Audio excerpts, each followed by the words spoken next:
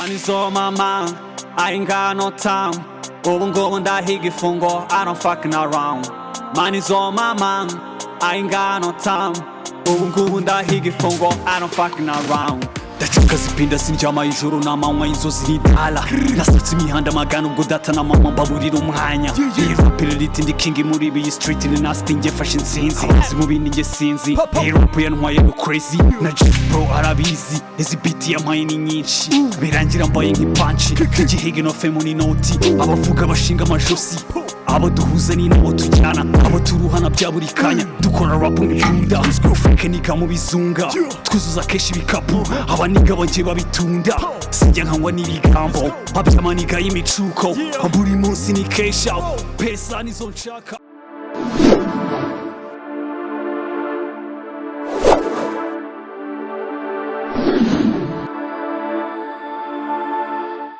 Abana baseka bayaga abo ni nabo twiduha umwanya abagambana nkana babana buryarya abo ngabo ntibabona umwanya hano muri gengo tuba muri bendo hamwe n'ibitendo royalty muri twe itegeko ryubahwe ndahiga ibiceri n'inzozi ntumbwire diriza amafuti money's on my mind I ain't got no time ubu ngubu ndahiga ifungo I don't fucking around money's on my mind I ain't got no time ubu ngubu ndahiga ifungo I don't fucking around I ain't got no time.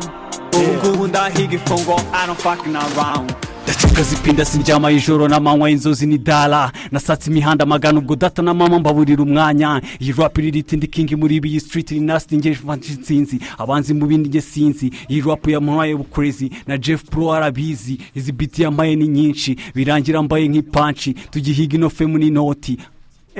Abashinga amajosi. Kenga ngukora yiwe no time. Yeah, that's crazy. Hanyuma rero ngira ngo ntaga rwame twakira mu cyo kiganiro ngira ngo ntabwo nza kuba ngira ngo byinshi nangoze oya ahubwo uraza kutubwira ndimbo no time nubwo yutuganize kuri no time n'ubundi. Yeah, no time nayikoze ubwa mbere nashaka gukora EP yitwaga Money and Fame ariko biza kurangira duhinduye igitekerezo cya Money and Fame ndavuga ati reka nyisore ari single no time ahubwo nashaka kuvuga nta gihe igihe kiri cy'ibintu biri negative wapi cyararangiye so we are about to make a lot of money through this game we praying. Hanyuma uyu munsi M1 Digiston yisobanura gute mu muziki yabaka ahagaze he byanze bikunze ngo ngenda baza kuba byoroshye cyane duheruka gukorana umwaka ushize 2023 2024 ese gahunda wari ufite umwaka wa 2023 uko byarangiye ko zari zimeze hanyuma uyu mwaka gahunda ufite nyine ugiye kutubwira nyine muziki nyine ugiye ufata byibura mu myaka yavuba ngaho ugenda uyikorera ubwa ugiye kwigereranya muri iyo myaka igiye itandukanye tubwire ati wenda navuye hangeza ha cyangwa se haraho nari ngeze naramanutse narahubutse. Ntago navuga ko namanutse ahubwo ndi amoro we yapo eza toji muri iyo ndirimbo nuko nabikubwiye ndi kujya hejuru ariko biragenda slow hari igihe harimo imbogamizi ariko ndimo ndazamuka icyo ni icyambere aho nari ndi mu 2023 nateguraga EP yitwaga Money and Fame ariko haje kubamo imbogamizi zituma ntahita nyisohora ako kanya kuko nabonaga itari bugere ku bantu nkuko nebyifuzaga ndavuga ati indirimbo zimwe zari ziri kuri iyo EP n'ubundi ni nyinshi reka ntangire nzisohore ari single ntangira gukorana rero na YouTube channel yitwa Best Life Coach nibo bamfashije ku releasing indirimbo Best Life Coach abantu bose bashobora no kujyaho bari kutwumva bagakora subscribe bakareba n'ino ndirimbo yitwa No Time. Best Life Coach rero ni channel icaho ibintu bya entertainment n'ibiganiro bigiye bitandukanye byubaka ubuzima muri rusange. Best Life Coach komeza kugorana suko ngonaza Best Life Coach Best Life Coach reka nkireho Emide Digiston reko biza kuko kwandika muri mwe gusebisoro byanga No Time by M1 Digiston. So go duhita tuvuga ati reka muri uku gusohora izi ndirimbo ziri single nkorana na Best Life Coach bagiye bantera inkunga zigiye zitandukanye kuko ibi bintu mu rugendo rwa success ntabwo ushobora kuvuga ngo njyewe oya uravuga twebwe kuko ntabwo ushobora kubikora wenyine. Hari abantu baza bakagufata ibiganza, hari abantu baza bakagufata amaboko bakagusunika, nuko Best Life Coach yaje muri music yanjye. So duhita turirizinga ino ndirimbo. Ikindi wenda navuga kuri iyi ndirimbo hari n'izindi zigiye kuyikurikira, ntabwo ari iyi yonyine kuko ntabwo nshaka gusohora iyi single imwe. Hari n'indi igiye kuza yitwa Black, hari n'indi yitwa Nta Mikino, zose zizasohoka kuri no channel yitwa Best Life Coach. Ibaho ibiganiro bigirira akamaro abantu, byigisha ubuzima. Ariko sinasinyira amatsiko, Best Life Coach nyine bakorera hewe? Bakorera mu Ruhango, mu Majyepfo n'ubundi, kandi natwe niho dukorera. Ariko hari indi channel mwajyaga mutubwira kandi yitwa Isange TV Show, ni ya Jeff Pro. Hanyuma se Jeff byaje kugenda bite? Jeff Pro n'ubundi turacyakorana. Nakubwiye ati mu rugendo rwa success ntabwo ushobora kuvuga ngo njye, urumva, ahubwo uvuga twe kuko ni abantu bafatanya bagahuza imbaraga. Jeff Pro hari uruhande adufashijemo kuko iyo audio n'iyo video babona aho ngaho niwe wabikoze byose. Birangira kuko we twari tugiye gukorana iyo EP n'ubundi iracyahari, nuko twabaye twigijeho igihe imbere. Naho ubundi projet yo iracyahari ya EP. Sasa muri izo single track niho twagiye gukorana na Best Life Coach kugira ngo dutangire turirizinga imiziki gake gake, abantu babanze batumenye, bumve wagwana ukuntu ibintu bimeze, batubwire twumve ukuntu ibintu bimeze. So ubwo harabura indirimbo iyi ni ya mbere tumaze kunyuza kuri urwo rubuga. Tukaba tugiye gushyiraho n'izindi ebyiri. Urwo rubuga rubaho indirimbo, rukabaho filime, rukabaho ibiganiro by'ubuzima bisanzwe. Yego. Hanyuma ni gute ukora kubyanze ukunze atuye ko ni Best Life Coach umukorana muri minsi, ni gute ukora promo y'ibintu byawe kugira ngo kubenze ukunze rumwe mu bantu badashidikanywaho mu kuririmba mu miririmbire yawe nzo kuri iteka kuva ku munsi wa mbere dukorana ikiganiro n'abakora rumwe mu bantu bagaragaza ko nta rimwe ko na mahiri kwaje gutubwira tubwigiye utangiye dusanga utari umwana mu gace, dusanga ahubwo uri umusaza ugasaziyemo. Ni gute nyine ibintu byawe, promo y'ibintu byawe bikora gute kugira ngo byura tubone uyu munsi Me1 The G-Stone arenga aho ari cyangwa hari haramunyuze situbizi? Ntago urareba, the top of the mountain is the bottom of the next one. Impera z'umusozi hejuru ni nanone ni mu kibaya hahandi ku mpera ya none yundi utangira. Nta muntu ugigera ahantu yifuza. Nanjye ndakiruka haterera ibyuya biracyabira. So ntago ndagera aho nshaka kugera. Ukuntu rero nkora promo, nkunda gukoresha nyine platform zanjye zisanzwe kuko urareba uno muziki dukora urahenze, usoma amafaranga menshi, kandi ndanabashimira Radio Huguka ko mwagize uruhare runini kugira ngo abanyarwanda banyumve. Ariko ntabwo ari henshi usanga bakira buri muhanzi wese gutyo gusa. Ibintu birahenze, bisaba abaterankunga batandukanye kugira ngo ubashe kugera aho ugomba kugera. So ndacyakoresha uburyo busanzwe bwo ku mbuga nkoranyambaga. Ni Me1 The G-Stone, urumva, IG na Facebook. Kuri YouTube channel ho urumva ni Isange TV Show ndetse na Best Life Coach. Ngira ngo rama bimaze kumenyera Isange TV Show. Hanyuma ubwo urashaka ko bashaka na Best Life Coach, ahubwo ushaka kwasanga mu byose ugasanga indirimbo Me1 The G-Stone yagiye akora. Hanyuma rotubwiye ngo mubwire aduhe verse yaririmbye muri Mbeka Nyamanza iki azansurize umukobwa witwa Sharifa baririmbana kwa Jeff Pro, bamwita Fulgence. Mbeka Nyamanza urashaka kubyina, turi hano turashaka gukina. It's crazy, you know. Ndetse gato ngo byanze bikunze yewe abantu dusabye ibintu bari danje nuko ibahanye n'ubwo dore iyo Mbeka Nyamanza ningi yavuga ngo ubwo turashaka vasi yawe ahirire. ni birebire ariko ntacyo nta kibazo ntuzi ko babigusabye.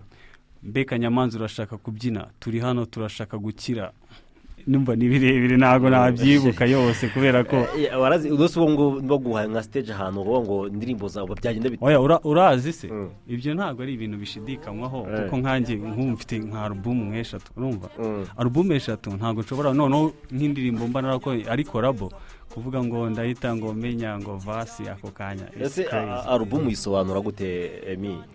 Album it's just like ni urukurikirane rw'inkuru ariko ruri mu ndirimbo zitandukanye ariko nsa nk'uvuga kuri ishu imwe. Ufite album eshatu ufata za ndirimbo wakoze ukaziteranya cyangwa wagiye usohora album ukaba watinsohora album? Nasohoye album yitwaga Amahirwe yanjye yari gospel ya mbere, ya kabiri yitwaga New Beginning nayo yari gospel. Iyo ndi gukora ubu ngubu niyo bita ntabwo ari album ni EP nakoranye na Jeff Pro nyine yitwaga Money and Fame, ariyo navugagaho tutigeze releasinga bitewe ko twegije igihe imbere. Yego 07889794 07889794 uvugana na Emi One The G Stone ndetse n'ubutumwa bugufi kuri 0788215639. Emi The G Stone turi kumwe kanya. We yo ngaramutse uvuka ngaramutse neza. Umusore numva bikora neza na ku Filimone ndi Nyabugogo mu mujyi wa Kigali. Muvugisha mubaza nagusubize. Yo bro, what's up Filimo? Umeze neza? Tumeze neza. Nje ndi umwana wo mu Ruhango mu Butansinda bwa Kigoma na Muyange. Bitazabumba kurahana. Aho ngaho rwose ndahazi nta kibazo. Komeza ugerageza aho mu Ruhango baragerageza abandi banzare ari aho ngaho mu mujyi nabo bajya bakora ariko sinyibumva. Ni gahunda ibintu turaje tubishyire ku rundi rwego. Urakoze cyane Filimo, undi nawe yaje. Yes ugukaro. We Okay, muravugana na Mirabyo noneho n'umukunzi wanyu n'ubundi. Yego nyirabyo. Wantu uwo mutipe ndumva afite vibes za danger. Ariko nguko aba yaje gukora ibintu bya interview kuri radio. Umusaza agomba nyine gutakaramo bya danger natwe akatwemerera ibintu byo kuvanga imirongo yose ntabwo yayibuka. Ntabwo ibyo binajya bikora. Agomba no gutera mu wo yibuka reka si ngombwa ngo uwo ngo wari umubwiye n'iki ariko akatwemeza nawe. Oya imirongo irahari n'imifuka. Nk'ubwa mbere nyine bagashaka kumva kuzi. Urakoze cyane nyirabyo, tumushimire cyane nyirabyo. Allo. Oui. Ni umuhungu ko muri neza. Yego. Na rushenizo ngoma nyine akonsobanishwa kuri Serapes. Yego. Urakoze cyane. Mujye munazisaba ariko bamwita Emi One The G Stone, mujye muzisaba kuri buri munsi saa 12 ngaho ikiganiro cyitwa Hot Mix, aho ngabo basaba indirimbo nyinshi cyane kandi indirimbo zeze zimeze neza cyane zo muri Hot Mix wazumva. Allo ugadobuka. We Yes uwo musubirwa wacu twamukunze. Mwamukunze? Murakoze. Mwamukunze? Ubusubirwa twamukunze. Araza kubyemera mugiye kuri Best Life Coach budi mukareba indirimbo ye kurushaho. Turamukurikiye cyane kandi turabakunda. Nariko turabakunda cyane murakoze cyane. Hanyuma mu butumwa bugufi nabo bwagiye buza yungati Hussein uruwa mbere kuba okay urakoze cyane kibazo rwose kandi gushimira n'iby'agaciro nandi ndabikunda. Amahoro mumbarize Emi One muti ese byibuze mu mwaka azajya aduha indirimbo zingahe? Ni Jacques Wikaduha. Jacques we ntugire ubwoba imizigo turayifite ariko buriya gusohora indirimbo nanone hari ibintu ugenda ukurikiza bitewe ukamenya audience se ngiye kuyiha ni ingana iki. Ibyo byose umva indirimbo byo zirahari kabisa zaranarangiye. Ni nk'ibyo navugaga EP kabisa isa nkaho yarangiye ariko kuyireleasinga biracyarimo akabazo gatoya kugira ngo tubanze dukemure ibibazo biri tekinike ngo abantu bayakira bangana iki. Yego hanyuma ubundi butumwa bwagiye buza ati tubariza umutumirwa ati ese mu Rwanda yemera uwuhe muraperi? Ese combination y'abahanzi bose ninde umukoma? Jewe numva imiziki yose numva kandi imiziki myinshi y'abahanzi batandukanye bawo mu Rwanda ndetse n'abo mu mahanga ariko mbajije aho mu Rwanda mu Rwanda nakuze numva abaraperi benshi batandukanye ariko kugeza ubu hari baraza bakagenda bakaza bagahita ariko hari abaraperi bakiri mu gakino kuva since when I was kid, since I was starting listening to the music nka Riderman, Bulldog, numva na baraperi numva batajya bava muri game, you know. Every single day they drop a new fucking song, you know. Rekura imizigo man every single day kabisa. Okay. Okay, tureba ubundi butumwa bwagiye buzana telefone zijya mu kandi nakomerezaho mubaze ko afite umukunzi. Umukunzi bari danje kuvuga ngo umukunzi kuvuga. Oya nose umukunzi niwe ntawe urabona ntawe ufite ni mufite kandi nabwo urabivuga ntacyo bitwarega. Anje nta mukunzi mfite wakakanya. Ariko I'm still searching. Uracyarimo kumushaka. Ati bonjour turagukurikiye murakoze cyane rwose. Tubashimire cyane. Ati afite umukunzi mwatukoreye umutipe uyu wari ukubaje yitwa Ernestine. Okay. Uzego washaka nta kibazo bireme Providence tumusuze cyane rwose nizere ko naba hope bameze neza cyane abana nabo dukurikiye rero bagenda twereka ko turi kumwe muri rusange. Ego hanyuma ngira ngo muri ndamitse nsanga se byaje kugenda bite kugira ngo mukorane na best life coach n'umutoza yanyu nyine imikoranire yanyu hagazite ni gute nyine mwaje mwemeranyijwe iki? Ikintu twemeranyijwe na best life coach urareba twakoranaga n'ubundi tusanzwe dukorana na Jeff Pro, n'umu producer akora music, audio ndetse na video in the same time, abikorera icyarimwe. So niwe n'ubundi wadushyize muri aka gakino tuza ziriya ndirimbo zose mwumvise za Mbeka Nyamaza za Gatambatamba bari abahanzi bose niwe wadushyize hamwe aravuga ati man studio yanjye man I need people, you know. Tuguma tubikora ariko best life coach ikiza ni abantu bakora entertainment bashyiraho ibintu bijyanye na movies na n'indirimbo n'ibiganiro byigisha ubuzima, ukuntu abantu bafatana, ukuntu abantu bitwaranaho, ibintu nk'ibyo. Byaje kurangira mfite izo ndirimbo ariko ntiteguye gusohora ya EP. Mbiganira na Jeff nza guhura ko nanjye nsigaye nkina movie. Icyo ni ikindi kintu wenda ntashaka gutangaza ariko kubera ko mbaje ku bya best life coach cya movie nagize tubwiraho ntacyo bitwaye. Nakoranye movie nabo yitwa Umusirikare Utazwi kuri episode yabo ya 5. Bituma bamenya ko ndi n'umuhanzi kandi nabo bafite gahunda yo kugira gute yo gukorana n'abahanzi. Birangira mbabwiye ko nari mfite gahunda yo kudropinga album kuko mixtape nako iriya EP. Urumva harimo ibibazo byinshi. Barambwira ati se ko dushobora kuba twagufasha kugira ngo iyo EP ibe yasohoka. Ndababwira ati ariko bitewe n'ibintu twari twarapanze ko hari hashize hafi umwaka tuyikoraho ni igihe kirekire. Ntago waza ngo ibintu bimaze umwaka uhite hari ibintu byakugora. Ndababwira noneho ikiza nuko twatangira tugakorana kuri izi ndirimbo ziri single kuko ntiteguye ku droppinga iyo EP. Tutangiye dukorane kuri single.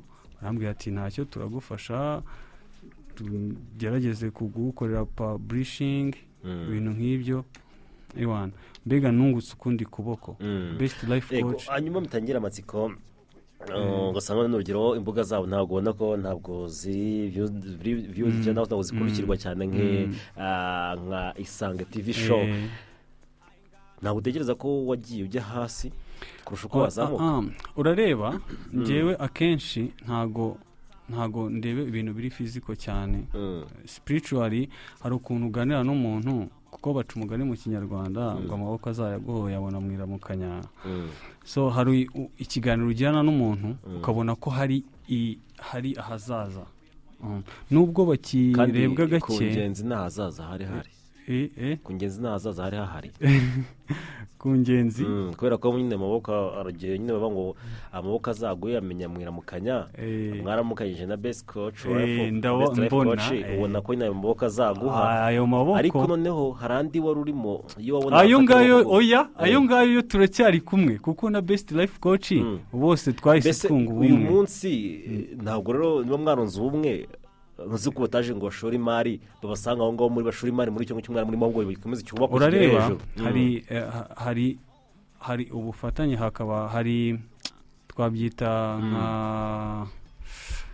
babyita urareba Isange TV show na best life coach ntabwo ari abakeba kuri nge ntabwo ari abakeba kuri wewe ahubwo bo ni abantu bose biteguye kugira gute kugufasha kumfasha hanyuma se bo urabizi ko ubwabo hagati y'abatari abakeba ushobora kutara abakeba kuri wewe nyine kuko yanze bikunze yuci umugani ngo ndamaboko azaguha binyamwiramukanya kandi harayo mwaramukanyije mbere waje gusanga atazaguha ujya kuba azaguha ntabwo ari icyo bishatse kuvuga niyo mpamvu tugufite aha ngaho ngo kudufasha kubyumva uyu munsi niba turimo turaganira twebwe dusanzwe ko hari abantu wenda bashobora kuba banzi muri genge ya Isange TV show batubonye dukora za Kanyamanza batubonye n'undi muzanatubona kuri best life coach urumva ndi kumwe n'aba bahungu muzi n'aba bakobwa muzi twese dushaka ku raising up kuko ubu aka kanya turacyubaka nta nubwo rwose turashyira n'amatafari 5 cyangwa 6 nta rukuta n'ibiki biri byaguhamirije ko amaboko azaguha mwiramukanya kurusha wenda ko batiye amaboko azama koko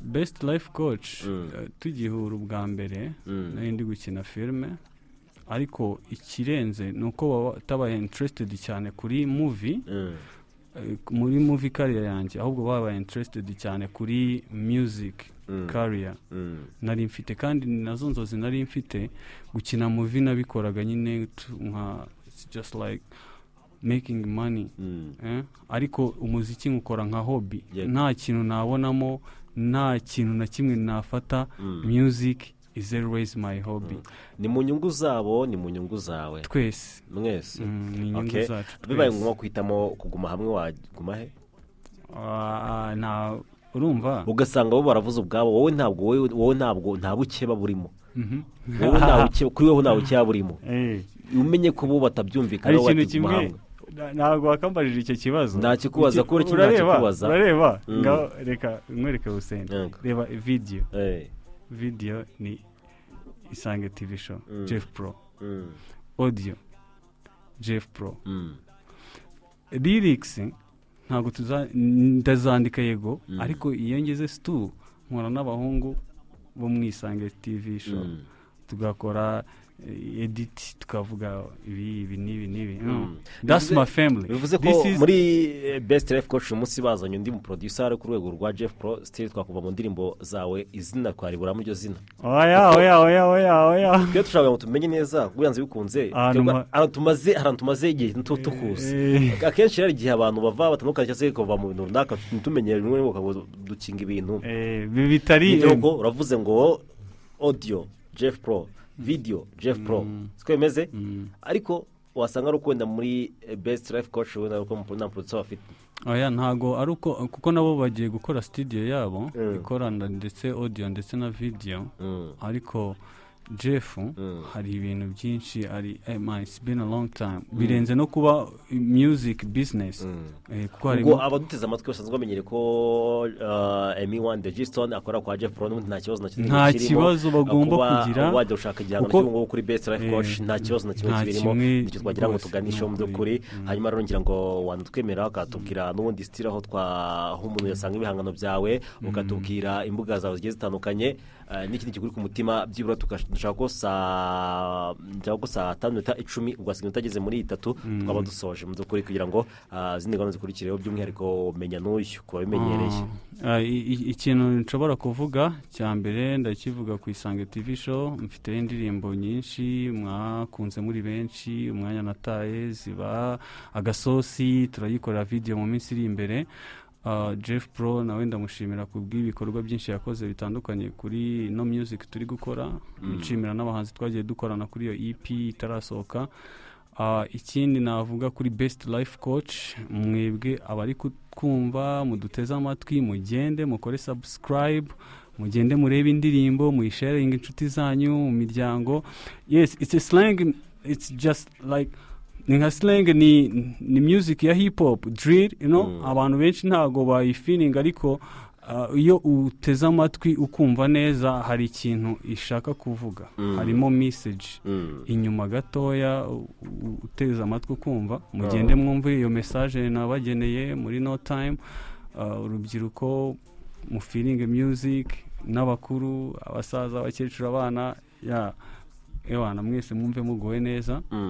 Turacyabikurikirana, turacyabaha imiziki mishyashya, kandi Best Life Coach mu minsi iri imbere ndashaka gushyiraho izindi ndirimbo nk'ebyiri, rero bita Black iri imbere. Ndashaka gukora n'indi video ntarahitamo izina neza, ariko kuko dufite indirimbo nyinshi kandi turaza kubaha umuziki every single week. Hanyuma abakunzi b'umuziki, abakumva bamaze kumenya mu by'ukuri n'icyo basaba? Abantu wenda bamaze kunyumva, bamaze kumva imiziki yanjye, ikintu basaba ni uko wenda bafata imiziki yacu aho nababwiye kuri Best Life Coach cyangwa se Isange TV show, bakayamamaza, bakayisakaza inshuti zabo, abavandimwe, bagakora share, bagakora subscribe, ku buryo imiziki yose tuzajya dusohora bazajya bayumva. Kandi n'ibitekerezo byabo birakenewe mu ma comment, urumva. Ikindi wenda nshobora kuvuga ni abantu bategura ibirori, abakire bafite ibintu by'imbari, bajye guhamagara he? ikintu cyiza ni uko badusanga ku mbuga nkoranyambaga, ni M1 The G Stone, yaba M1 The G Stone, yaba IG, yaba Facebook, Twitter, hari n'ahandi ngiye mfite imiziki kuri SoundCloud na Audiomack. Iyo miziki yangiriho. So umurumva turabakeneye. Icyo twebwe dushaka nuko mwebwe ibyo tubafitiye kandi bibageraho. Hari ikindi rwose bamwita M1 The G Stone. Nubwo tuganira rero mu byo bigiye bitandukanye, hanyuma ngaje tuvuga ati Mumbarize arashyira album hanze ryari, ni Superboy umufana wawe mu Bugesera? Superboy ntago turatangaza itariki neza, ariko ni muri ano mezi nk'abiri ari imbere, ko turashaka kubanza tugategura igitaramo kibanziriza iyo album launch, kugira ngo tubanze tumenye ko n'ibyo twabahaye mwabyumvise, tukamenya se dufite audience ingana iki, ko nababwiye turacyubaka mbere yuko nyuma yuko mva muri gospel music, urumva bisa nkaho it's just like a new beginning, nk'itangiro rishyashya. Ndashaka kumenya se mfite abantu bangahe bashobora kunyumva, ese abantu baza mu gitaramo cyanjye bangana iki. Ngengo ukora ngira ngo bamwita M1 The G Stone, twari turi mu cyo kiganiro, ngira ngo M1 twagushimira. Murakoze cyane. Turakubwira ngo n'ubutaha. Oya rwose hano ni mu rugo kandi ndabashimira cyane. Yego, ngira ngo watwekora n'ibintu bya sinema ngo murimo, ngira ngo wenda ubwo muzakora nabo ngaho wenda muri kumwe, turego twaganira birambuye. Hanyuma rero tugushimira cyane mu ku mwanya wafashe ugaharade ukabimwa mu kiganiro Santare Show. Murakoze cyane Hussein. Ngengo ukora mwita M1 The G Stone, umunyamusaba indirimbo ze hagiye zitandukanye, ariko nawe azagerageze anazigeza ahantu henshi hashoboka ku maradiyo atandukanye cyangwa se mu itangazamakuru. Hanyuma ngira ngo kuwa mbere abari new song saa 12 muri Hot Mix ku munsi waje muzumva ndirimbo no time muzayumva neza. Hanyuma rero tubashimire cyane, twabanye ku isaha saa 3 kugeza amagingo ya nge mwabanye na Hussein. Tuze kuba dusubira mugora weekend rwagahutiraza kuba ari ku saa 12. Hanyuma rero Imana ikomeze ibarinde, tugiye mu mwanya wamenya n'uyu.